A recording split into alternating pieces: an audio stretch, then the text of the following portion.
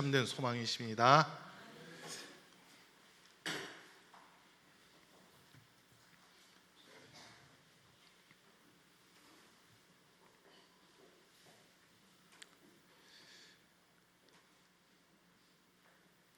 오늘도 주님 앞에서 함께 예배드리는 우리 모든 성도님들 삶 속에 주님이 주시는 신령한 은혜와 은사와 복이 늘 충만할 수 있기를 간절히 축복합니다.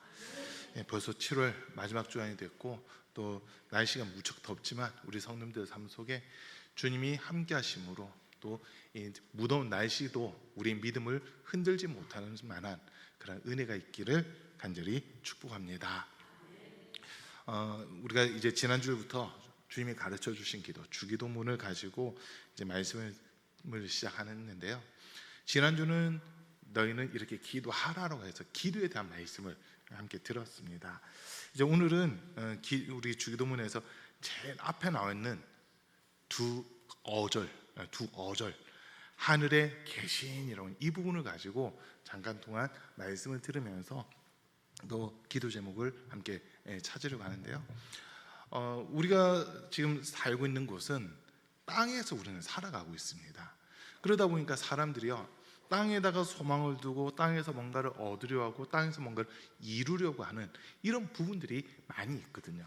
그런데 사람을 나타내는 단어를 히브리어나 헬라어에서 이렇게 찾아보면 헬라어에서는 안드로포스라고 하는 단어를 쓰고 있습니다.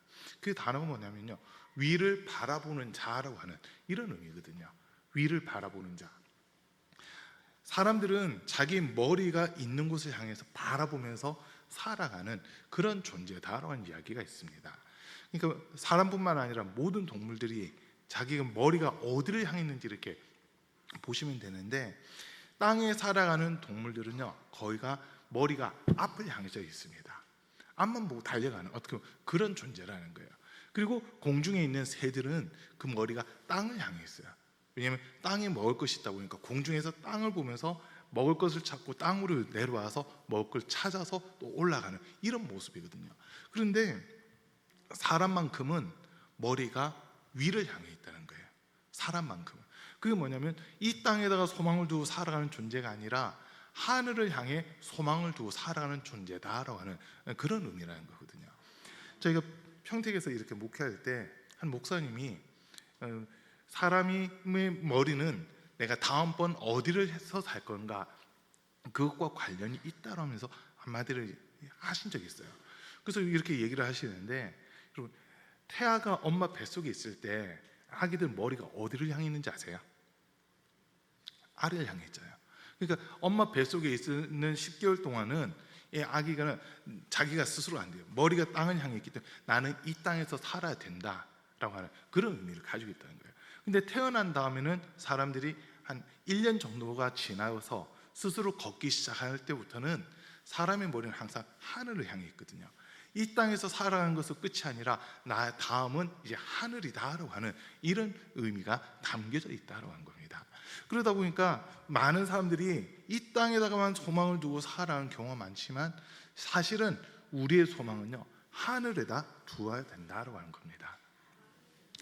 이 하나님께서 계신 곳이 하늘이다라고 그렇게 이야기를 하고 있고, 또 성경에서도 보면 예수님의 설교 중 제일 핵심 주제를 단 한마디로 표현하라고 한다면 천국 또는 하늘나라 또는 하나님의 나라라고 하는 이 부분이 예수님 설교의 모든 설교의 주제가 되어 있습니다. 모든 설교는요, 하나님 나라 또는 천국을 향해서 우리가 어떻게 살아가야 되는지 그것을 맞춰가지고 예수님이 설교를 하셨다고 하는 거거든요. 우리 마태복음에서 예수님의 첫 번째 설교라고 할 수 있는 부분이 마태복음 5장부터 시작이 돼요. 마태복음 5장 3절에서 보면 1절부터 보면요, 예수께서 무리를 보시고 산에 올라가 앉으시니 제자들이 나온지라, 예수께서 무리를 보시고 산에 올라가 앉으시니 제자들이 나온지라 입을 열어 가르쳐 이르시되 심령이 가난한 자는 복이 있나니 천국이 그들의 것이미요 라고 하면서 예수님의 말씀이 시작되는 거예요. 근데 우리가 5장 3절부터 10절까지 있는 말씀을 흔히 팔복이라고 이야기를 하거든요. 혹시 팔복 다 외우시나요? 대충은 알고 계시는 거죠. 팔복이라고 하는 이 부분을 보면서 제가 재밌는 걸 하나 발견한 게 뭐냐면 첫 번째 복과 마지막 복이 같다고 하는 거예요. 첫 번째 복은 심령이 가난한 자는이라고 시작했는데 그 결과가 뭐냐면 천국이 그들의 것입니다 라고 되어 있습니다. 10절 한번 띄워주실래요? 같이 읽어보겠습니다. 시작. 의를 위하여 박해를 받은 자는 복이 있나니 천국이 그들의 것임이라. 자, 3절에서도 천국이 그들의 것입니다. 10절에서도 천국이 그들의 것입니다 라고 이렇게 소개를 하면서 결국 이 팔복이라고 하는 것이 무엇을 얘기하느냐 했을 때 각각을 따지고 보면 8개가 되지만 첫 번째 복과 마지막 복을 놓고 보니까 이게 핵심 주제였던 거예요. 하나님께서 우리 예수님이 우리에게 정말 주고자 하셨던 게 무엇이냐 했을 때 천국이라는 거거든요. 여러분 천국이 있다는 거 어떻게 믿으십니까? 진짜 믿어지세요? 막 보여달라고 하시면 안 되는데. 어떤 분들은 천국이 있으면 내 눈에 보여줘봐, 그럼 내가 믿을게라고 하는 그런 이야기들을 하는 분들이 상당히 많이 있어요. 그런데 우리가 분명한 게 인정해야 될 거는요, 눈에 보이는 세계는 보이지 않는 세계에 의해서 움직여진다는 거거든요. 눈에 보이는 모든 것들은 보이지 않는 것에 의해서 움직여지는 겁니다. 이 말이 좀 어렵죠. 어려운데 우리 육체를, 사람의 몸을 놓고 보세요. 우리가 생각하는 거 아니면 행동하는 거, 이 하나하나가 어디서부터 시작되냐면요, 사람들의 행동 하나하나는 마음속에서 있는 생각으로부터 시작이 되는 겁니다. 근데 이 생각은 우리 눈에는 보이지 않거든요. 우리 생각은 우리 눈에 어떤 형체든지 어떤 모양이 있다, 이게 아니다 보니까 생각을 우리 눈으로는 볼 수 없어요. 그러나 그 생각을 읽을 수 있는 방법이 있다면 그 사람에게서 나오는 말이라든지 행동을 통해서 그 사람의 생각을 우리가 알아갈 수 있는 거거든요. 내 마음속에 어떤 것이 담겨져 있느냐에 따라서 겉으로 표출되는 것 또는 표현되는 것이 결정되게끔 되어 있습니다. 내 속에 하나님의 사랑이 꽉 차 있으면요, 겉으로 드러나는 것도 하나님의 사랑이 표출되게끔 되어 있어요.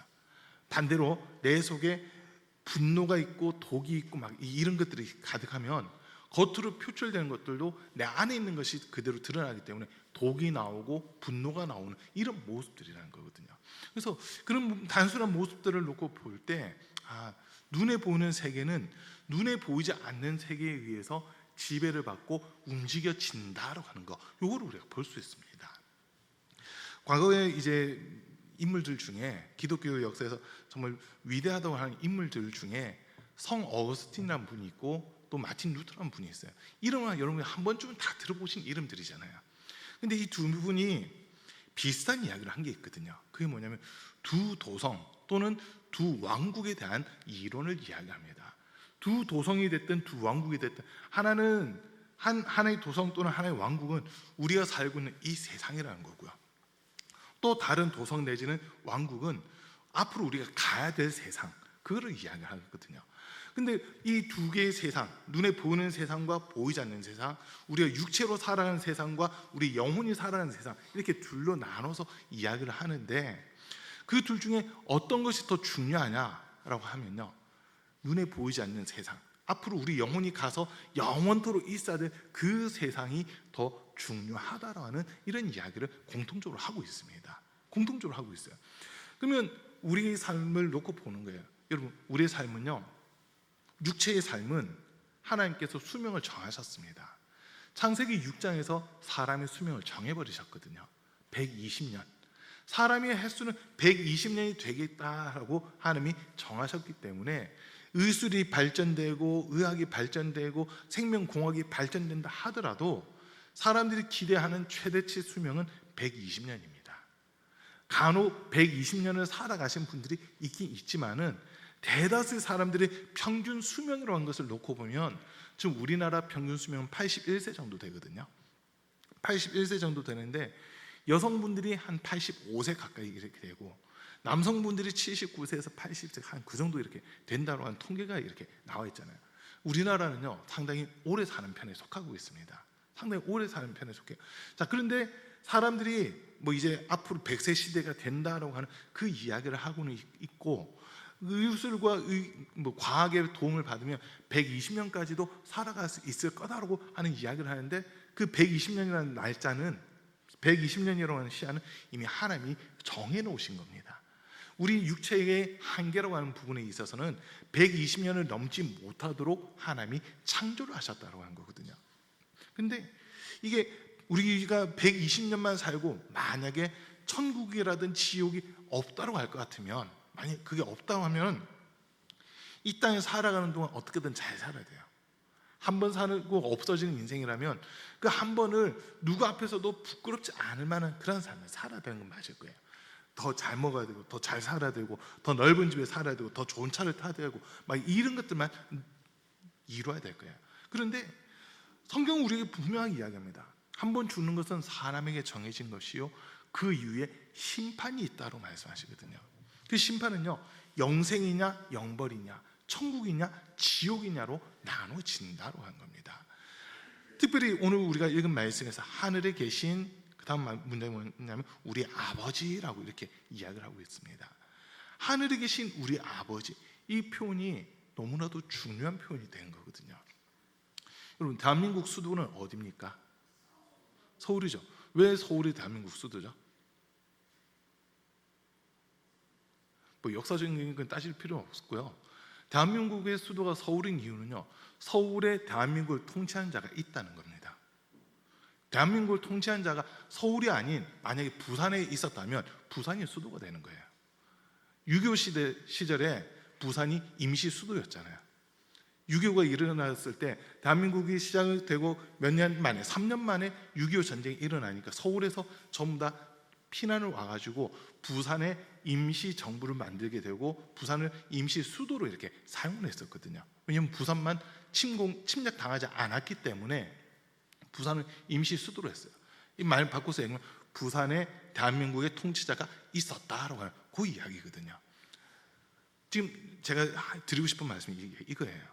우리가 하늘에 대해서 왜 이렇게 소망을 가져야 되냐 했을 때, 하늘은요, 하나님이 계시는 곳입니다. 천지를 창조하신 하나님이 계시는 곳, 그곳이 하늘이라는 곳이거든요. 만약 하나님께서 이 땅에 계신다면 이 땅에서 우리는 더 영원토록 사는 것을 추구하는 이 모습이 있어야 돼요. 여러분, 여호와 증인들이 이단인 거 아시죠? 왜 이단이냐면 그 사람들은 하늘에다 소망을 두는 게 아니라 이 땅에서 영원 무궁토록 산다라고 하는 그 이야기를 하기 때문에 이단이에요. 하나님이 하늘 위에 계신다가 아니라 하나님이 이 땅에 계신다라고 믿고 있기 때문에 그 사람들은 이 땅에서 영생 불사하고 이 땅에서 영원토록 산다라고 하는 그 이야기를 하거든요. 신천지도 마찬가지예요. 이 땅에서 영원토록 산대요. 여러분, 이단들 대다수는 이 땅에서 영생 불사하고 영원토록 산다라고 하는 그 이야기를 하고 있습니다. 그 말은요, 바꿔서 얘기하면 하나님이 전 우주를 통치하고 다스리시는 분이시다라고 하는 것을 인정하지 않는다는 거예요. 이 땅에서 어떤 한 영역만 하나님이 통치하시는 분, 이렇게 인정을 하고 있기 때문에 그들은 땅에다 소망을 두고 살아가는 겁니다. 그러나 하늘 위에 하나님이 계시다라고 하는 것은 하나님이 전 우주를 통치하시고 다스리고 계시는 분이시다라고 하는 거거든요. 그리고 사람들이 왜 서울로 가려고 합니까? 통치자가 있으니까 가장 안전하기 때문에 서울로 가려고 하는 거예요. 이 말 지금 좀 이해가 되시나요? 전 세계 어느 나라를 보든지 수도가 있는 곳에 인구가 제일 많이 모여져 있습니다. 수도가 있는 곳에 인구가 제일 많이 몰려져 있어요. 왜냐하면 통치자가 거기 있거든요. 통치자가 거기에 있을 뿐만 아니라 이 통치자를 보호하기 위해서 모든 시설들이 다 갖춰져 있는 곳이 수도라고 하는 곳이에요. 자, 하나님께서는 저와 여러분들을 위해서 하늘에 천국을 만들고 계십니다. 요한복음 14장 1절부터 잠깐 말씀 띄워주세요. 요한복음 14장 1절부터 3절 정도까지만 볼게요. 같이 한번 읽겠습니다. 시작. 너희는 마음에 근심하지 말라. 하나님을 믿으니 또 나를 믿으라. 내 아버지 집에 거할 곳이 많도다. 그렇지 않으면 너희에게 일렀으리라. 내가 너희를 위하여 거처를 예비하러 가노니 가서 너희를 위하여 거처를 예비하면 내가 다시 와서 너희를 내게로 영접하여 나 있는 곳에 너희도 있게 하리라. 나 있는 곳에 너희도 있게 하리라라고 하는 말씀 주시잖아요. 우리 예수님이 계시는 곳, 우리 하나님이 계신 곳이 하늘 위라는 거거든요. 그래서 그곳을 우리는 사모하는 마음을 가지셔야 되는 겁니다. 여러분, 천국과 지옥이 없다면 가장 불쌍한 사람들은 예수 믿는 사람이에요. 천국이 없다면 이 세상에서 가장 억울한 사람은 예수 믿는 사람들입니다. 분명한 것은 천국이 있습니다. 예수님께서 저와 여러분들을 위해 천국을 예비하고 준비하고 기다리고 계신다는 겁니다. 우리 하나님 거기에 계시거든요. 우리에게 생명을 주신 하나님이 온 천하를 만드시고 온 천하를 주관하시는 그 하나님께서 계시는 곳이 하늘 위에 계신다는 거예요. 그래서 그곳에서 지금 우리를 기다리고 계시고, 또 우리에게는 그 천국에 대한 소망과 믿음을 가지라고 말씀을 주시는 겁니다. 우리가 이 땅에서 살아가면서 주님 돈 많이 벌게 해주세요, 건강하게 해주세요, 출세하게 해주세요, 큰 권력을 갖게 해주세요. 우리가 기도 제목을 가질 수는 있지만 그게 궁극적인 기도 제목은 아니에요. 더 큰 거, 영생을 얻기 위해서, 천국에 들어가기 위해서, 하나님이 기뻐하신 그 일들을 감당하기 위해서 물질도 필요하고 건강도 필요하고 지식도 필요하고 명예도 필요하고 권력도 필요한 거거든요. 이게 중심이 되면 안 되고, 이게 최종 목표가 아니라 이거는 우리가 영생을 이루기 위한 하나의 수단, 방법이 돼야 된다고 하는 겁니다. 그래서 사람, 아까 처음 말씀드린 대로 사람은 위를 바라보는 자라는 거예요. 우리 하나님이 어디에 계시냐? 하늘 위에 계신다라고 하는 거거든요. 그 하늘을 우리가 천국이라고도 이야기하고, 또 누가복음에서는 낙원이라고도 표현을 해놓고 있습니다. 낙원이 됐든 천국이 됐든 하나님께 계시고 하나님이 우리를 위하여 예비해 두신 곳이다라고 하는 겁니다. 자, 마태복음 25장 26절 말씀 한번 볼게요.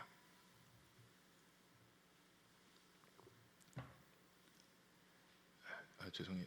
그 29절로 가요. 29절. 예. 34절로 좀 더 넘어갈게요. 죄송합니다. 34절. 한번 같이 읽어봅니다. 그때에 임금이 그 오른편에 있는 자들에게 이르시되 내 아버지께 복받을 자들이여, 나와 창세로부터 너희를 위하여 예비된 나라를 상속받으라. 천국이라는 곳을 하나님은 언제부터 만드셨냐면 창세로부터, 세상을 창조하신 그때부터 천국을 예비하고 준비하고 계신다는 거예요. 그러면서 지금 하신 말씀이 뭐냐면 오른편에 있는 자들에게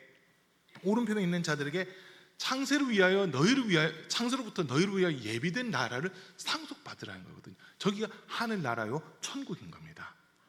하나님 나라를 상속받으라고 지금 우리에게 말씀을 하시는 거거든요. 저와 여러분들은 천국 백성 되셔야 되는 거예요. 여러분, 이 땅에다 소망을 두고 살아가는 사람들은 이 땅의 것이 없어져 보세요. 모든 것이 다 없어졌다고 이야기를 합니다. 천국에 소망 두고 살아가는 사람들, 이 땅의 것이 없어져도 천국의 것은 예수님의 말씀대로, 예수님의 표현대로 하면 거기는 좀과 동록이 없고 해할 자가 없다라고 하는 이 말씀을 주시거든요. 이 세상에는 없어질 것들로 가득해요. 그러나 천국은 없어질 것이 하나도 없고 우리 하나님이 직접 우리를 위해 예비하고 준비하신 곳이기 때문에 우리는 이 땅에서 살아가면서 천국에 대한 소망을 가지고 살아가야 된다고 하는 겁니다. 자, 골로새서 1장 13절 말씀도 한번 보겠습니다. 골로새서 1장 13절 12절부터 볼게요.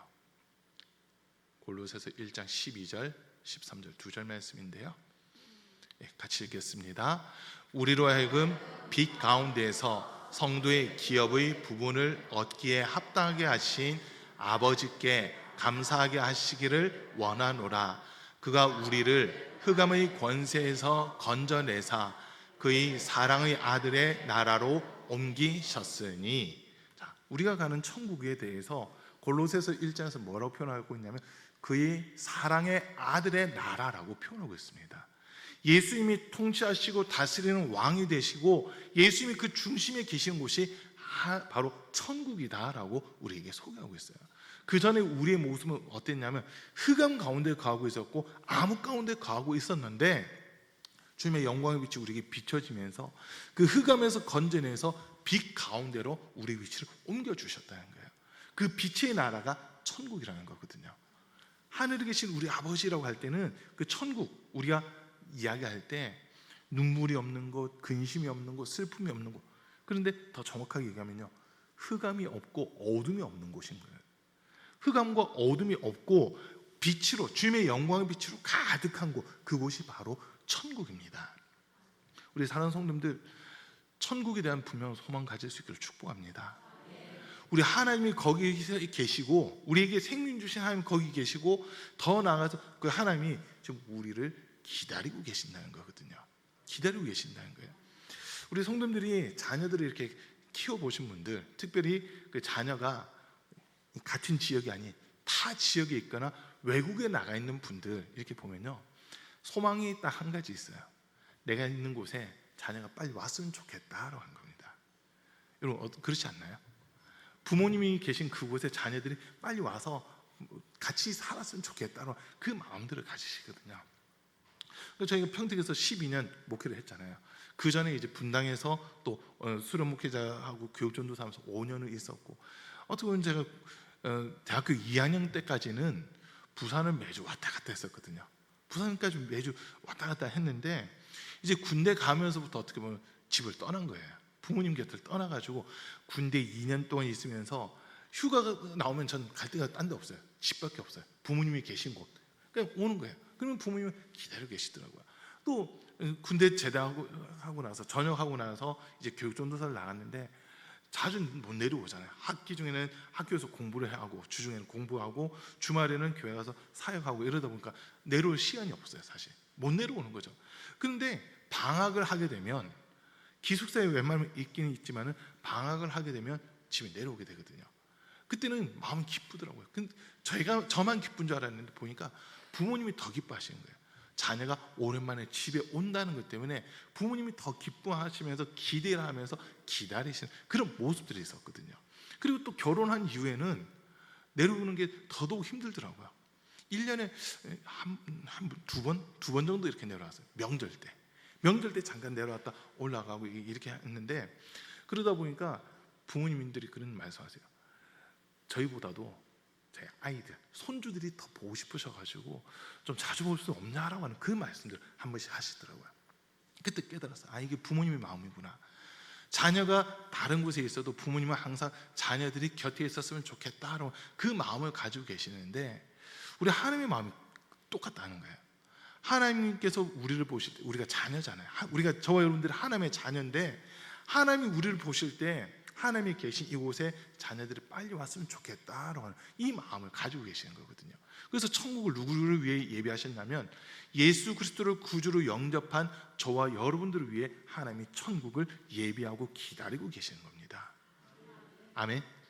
그렇게 되면 우리 신앙생활은요, 천국과 영생에 대한 분명한 소망을 가지고 신앙생활이 이어져야만 되는 겁니다. 예수님께서 기도를 가르쳐 주시면서도 하늘에 계신 우리 아버지라고 먼저 가르쳐 주시는 것은, 우리가의 삶의 목표는 이 땅에서 잘 먹고 잘 살고 잘 되는 게 목표가 아니라, 하나님이 계신 곳, 하나님이 우리를 위해 예비하신 그 천국을 바라보면서 다시 주님과 만나는 그것을 기대하는 마음에서부터 우리 기도가 시작이 돼야 된다고 하는 겁니다. 이왕이면 우리 기도가, 지난 주간에도 말씀 들으셨지만, 금요일날 오신 분들 말씀 들으셨지만, 우리 기도가요, 이왕이면 하나님이 들으실 수밖에 없는 그런 기도가 돼야 됩니다. 하나님이 듣지 않으시는 기도는 그냥 주문이에요. 하나님이 듣지 않으시고 응답하지 않는 기도는 그냥 주문입니다. 하나님이 들으시고 응답하실 수밖에 없는 기도, 믿음의 기도, 의인의 간구라고 하는 것을 하나님이 기쁘게 받으신다고 했잖아요. 그처럼 우리는 하나님이 지금 우리를 만나길 기다리고 계시고 우리에게 은혜 베풀기를 기다리고 계시는데, 우리 마음속에 천국과 영생에 대한 분명한 소망이 없다면 우리 신앙은 헛된 겁니다. 저와 여러분 이 땅에서 살아가는 동안 우리 딱 한 가지 삼으셔야 돼요. 하나님이 나를 기다리고 나를 위하여 예비하신 천국이 있다라고 하는 거, 요거 우리가 기대한 마음 가지셔야 됩니다. 천국 가면, 아까 우리 요한복음 14장 말씀 읽었잖아요. 우리가 있을 거처가 있다는 거예요. 저와 여러분들을 위해 우리 주님이 직접 거처를 마련하고 기다리고 계신다는 거거든요. 전 천국 가서 우리 성도님들 집 다 돌아보려고요. 천국 가서도 저 신방하려고 그럽니다. 저 고보하지 말아주세요.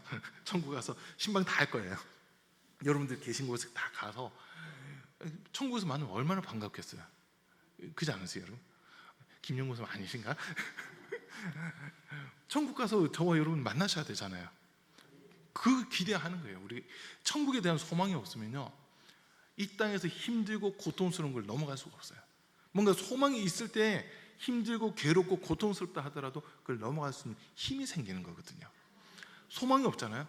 조금만 절망스러운 일이 생기면 바로 낙심하게 되고 좌절하게 되고 절망하게 되는 겁니다. 그래서 예수님은 기도를 가르쳐 주시면서도 이 세상에서 신앙생활을 한다는 것, 믿음을 지키면서 살아간다고 하는 것은 쉬운 건 아니에요. 세상 사람들과 구별된 삶을 살아가야 되고 이런 모습들은 쉽지는 않잖아요. 그러다 보니까 낙심될 수도 있고 좌절될 수도 있어요. 그럴 수밖에 없어요. 우리 지금 전 세계 인구를 놓고 봤을 때, 인구 비율로 했을 때는 기독교 인구가 약 32% 정도 된다고 그래요.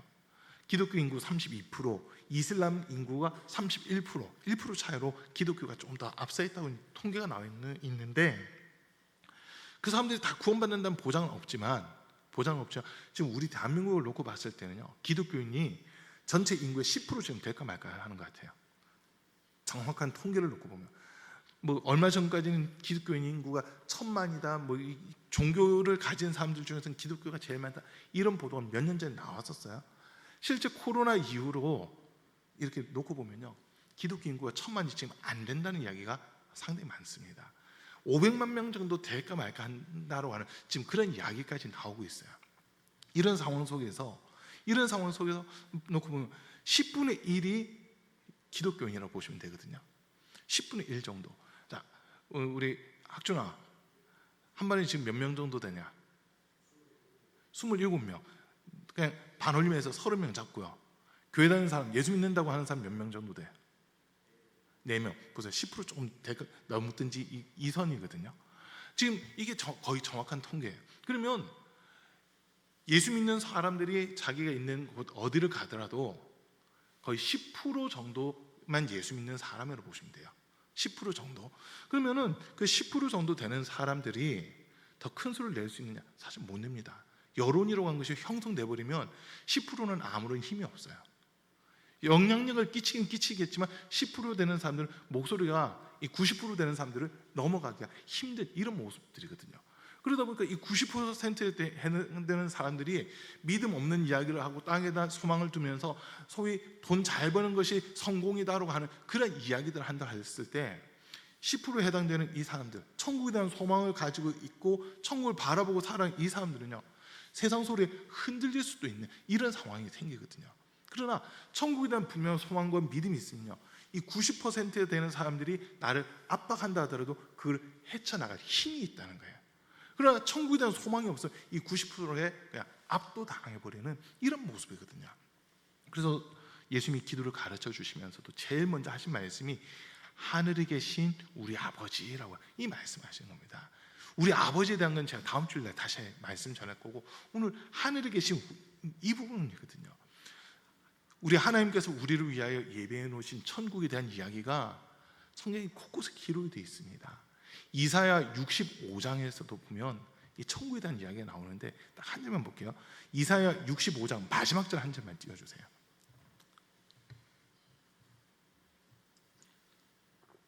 이사야 65장 25절인데요. 이 말씀 한번 같이 읽어봅니다. 시작. 이리와 어린 양이 함께 먹을 것이며 사자가 소처럼 짚을 먹을 것이며 뱀은 흙을 양식으로 삼을 것이니 나의 성산에서는 해함도 없겠고 상함도 없으리라. 여호와께서 말씀하시니라. 하나님이 직접 다스리시고 통치하시는 이 세계에서는요, 초식동물과 육식동물의 구분이 없어져요. 초식동물과 육식동물의 구분이 없어지고요, 그리고 뭐 뱀은 흙을 양식으로 삼는다는 것뿐만 아니라 또 다른 본문들을 이렇게 보면은 어린아이가 독사구리에 손을 집어넣어도 해를 당하지 않는다는 거예요. 그게 왜 그런 일들이 있느냐? 하나님이 다스리시고 통치하시기 때문이라는 거거든요. 여러분, 지금 단적인 부분을 봤지만 천국에는 눈물이 없습니다. 천국에는 슬픔이 없습니다. 천국에는 아픔이 없습니다. 천국에는 질병이 없습니다. 천국에는 고통이 없습니다. 주님 주신 기쁨과 평강과 소망만 가득한 곳이 천국입니다. 우리가 예수 믿는 제일 큰 이유는 바로 천국 때문이에요. 천국이 있기 때문에 우리가 예수를 믿는 거고 신앙생활을 해나가는 겁니다. 그래서 우리 기도 제목은요, 주님 내 영혼 천국 갈 수 있게 도와주십시오. 사실 이게 우리 첫 번째 기도 제목입니다. 누가복음 16장을 보면 부자와 거지 나사로 이야기가 나와요. 여러분, 낙원에는 누가 들어가고 음부에 누가 들어갔는지 혹시 아시나요? 낙원에는 나사로라는 사람이 들어갑니다. 그런 반면 음부라고 온 곳에는 부자가 들어갔거든요. 그 부자가 외치는 소리가 있어요. 목마르다는 거예요. 너무 뜨겁다는 겁니다. 그러면서 마지막에 뭐라고 얘기하냐면, 나사로를 내 아버지 집에 보내주십시오. 나에게 형제 5이 있는데 그들도 이 음부 꺼지지 않는 불못에 떨어질까 봐 두려우니까 나사로를 내 아버지 집에 보내셔서 내 형제들이 이곳에서 고통받지 않게 해주십시오라고 하는 그런 이야기를 하거든요. 그 다음 절도 띄워주세요. 내 형제 5이 있으니 그들에게 증언하게 하여 그들로 이 고통받는 곳에 오지 않게 하소서. 지옥이라고 하는 것은 영원토록 고통만 있는 곳입니다. 하나님은 이 지옥을 왜 만드셨냐면요, 마태복음 25장 40절 말씀에서 보면 마귀와 그의 사자들을 위하여 예비된 곳이 지옥이다라고 소개를 하고 있습니다. 40절인가요? 41절인가요? 한번 띄워주세요. 40절, 41절. 41절 보세요. 또 왼편에 있는 자들에게 이르시되 저주를 받은 자들아 나를 떠나 마귀와 그 사자들을 위하여 예비된 영원한 불에 들어가라 되어 있잖아요. 오른편에 있는 자들은 창세로부터 예비된 영원한 나라를 상속받으려 했지만 왼편에 있는 자들에게는 마귀와 그 사자들을 위하여 예비된 영원한 불로 들어가라는 거예요. 이게 심판이라는 거거든요. 이게 심판인데 말씀에서 분명합니다. 하나님은 우리를 위하여는 영원한 나라를 만들어 두신 겁니다. 우리를 지옥 보내려고 한 게 아니라 하나님을 대적했던 마귀와 그의 사자들을 심판하기 위해서 지옥을 만든 거거든요. 그렇기 때문에 저와 여러분들 반드시 천국 가셔야 되는 겁니다. 그 천국에는 뭐 요한계시록 22장도 그렇고 21장도 그렇고 생명수가 있고요, 생명의 강이 흘러 넘치고 생명 열매가 있습니다. 그거 먹으면 영원히 산다는 거예요. 여러분, 우리 주님이 우리에게 생명을 주시기 위해 우리의 죄를 담당하고 십자가에서 고난 당하셨거든요. 단순히 우리가 그냥 용서받는다 이게 아니라 우리 영혼 천국에 보내기 위해서 우리의 죄를 예수님이 다 담당하고 십자가에서 고난 당하신 겁니다. 그래서 우리에게 말씀하신 거예요. 주님 앞으로 나오기만 하라는 겁니다. 주님 앞에 내가 죄인이라고 하는 것을 인정만 하고 주님 앞에 나오면 우리 주님이 우리 죄를 담당하셨기 때문에 너 그때 왜 그런 죄 지었어? 왜 그렇게 힘들게 살았어? 왜 맨날 죄 짓고 살았어? 이게 묻는 게 아니라 우리의 죄는 기억지 않으시고 우리를 천국 백성 되게끔 해 주신다라는 거거든요. 여러분, 주님이 기도를 가르쳐 주시면서 제일 먼저 가르쳐 준 게 사실은 천국입니다. 예수님이 이 땅에서 설교하시면서도 제일 먼저 선포하셨던 게 천국이거든요. 마태복음 4장 17절 말씀 한번 볼게요. 마태복음 4장 17절입니다. 마태복음 4장 17절 말씀입니다. 같이 읽습니다. 이때부터 예수께서 비로소 전파하여 이르시되 회개하라 천국이 가까이 왔느니라 하시더라. 천국, 하늘, 하늘나라, 하나님 나라 다 같은 개념이에요. 딱 한 가지만 말씀드릴게요. 다 같은 개념인데 그게 뭐냐면 하나님이 직접 다스리시고 통치하신다라고 한 겁니다. 그래서 우리가 천국을 사모하라고 한 것은 하나님의 통치하심과 다스리심 가운데 들어오라고 하는 그 말이거든요. 그래서 우리 사랑하는 성도님들은 이 땅에서 살아가는 동안 우리 머리가 하늘 향해 있잖아요. 이 하늘이 눈에 보는 스카이는 아닙니다.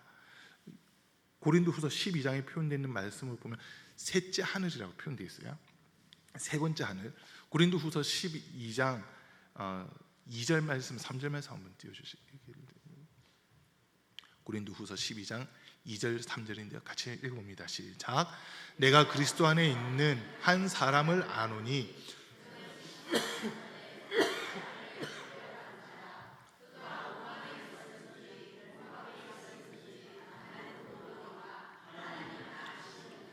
내가 이런 사람을 아노니 그가 몸 안에 있었는지 몸 밖에 있었는지 나는 모르거니와 하나님은 아시느니라.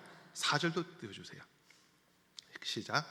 그가 낙원으로 이끌려가서 말로 표현할 수 없는 말을 들었으니 사람이 가히 이르지 못할 말이로다. 자, 보세요. 지금 2절에서 뭐라고 얘기하냐면 14년 전에 어떤 한 사람을 내가 알고 있는데 그 사람이 셋째 하늘에까지 끌려 올라갔다는 거예요. 근데 그 셋째 하늘에 올라갔을 때 육체도 같이 올라갔는지 영혼만 올라갔는지 그건 잘 모르겠지만, 뭐라 표현할 수는 없지만, 그 사람의 머리로는 이해가 안 되고 설명할 수가 없지만 하나님은 그 상태를 다 아신다는 거예요. 그래서 셋째 하늘에까지 올라가서 낙원이라는 곳을 봤는데, 4절에서요 낙원이라는 곳에 가서 봤는데 사람이 감히 말로 표현할 수 없는 것들을 봤다로 돼 있잖아요. 저 말로 표현할 수 없는 말을 들었다라고 하는 게 뭐냐면 우리 언어의 체계로는 이해할 수 없는 초월적인 것들을 봤다라고 하는 그런 의미거든요. 천국 가면 여러분 말 못할 만한 일들이 엄청나게 있습니다. 엄청나게 많이 열려 있어요. 그것들이 뭐냐면 하나님께서 우리를 위해 예비하신 것들이 꽉 차 있다는 거거든요.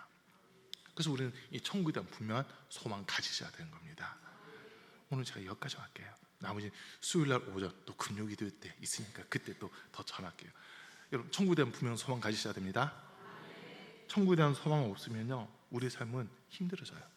괴롭고 고통스러워져요. 그러나 천국에 대한 소망이 있으면요 괴로움과 고통을 이겨나갈 수 있는 힘이 생기게 되는 겁니다. 그래서 꼭 천국에 대한 소망 가질 수 있기를 축복합니다.